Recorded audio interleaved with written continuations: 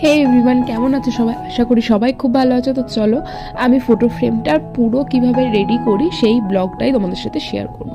Blog না, ছোট্ট একটা ভিডিও দ্বারা আমি তোমাদের সাথে শেয়ার করব। প্রথমে ফ্রেম থেকে ব্যাকগ্রাউন্ডটাকে আলাদা করে নিয়ে যেখানে ব্যাকগ্রাউন্ড অ্যাটাচ করব সেই ব্যাকগ্রাউন্ডের মধ্যে ফেভিকল আঠা লাগিয়ে নিলাম।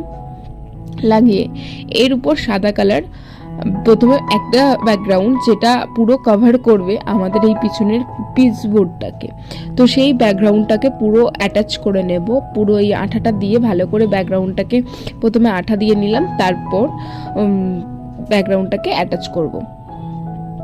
তো চলো, তারপর ব্যাকগ্রাউন্ডের পর আমি একটা ব্যাকগ্রাউন্ড রেডি করেছি ফটো থেকে, মানে ফটোর পিছনে যে ব্যাকগ্রাউন্ডটা দেখা যাবে সেটার জন্য একটা ব্যাকগ্রাউন্ড রেডি করেছি। সেই ব্যাকগ্রাউন্ডটা যদি তোমরা মনে করো যে দেখতে চাও কিভাবে রেডি করেছি, সেটাও আমি তোমাদের দেখিয়ে দেবো অন্য কোনো ভিডিওতে, যদি তোমরা কমেন্ট করো যে যদি দেখতে চাও।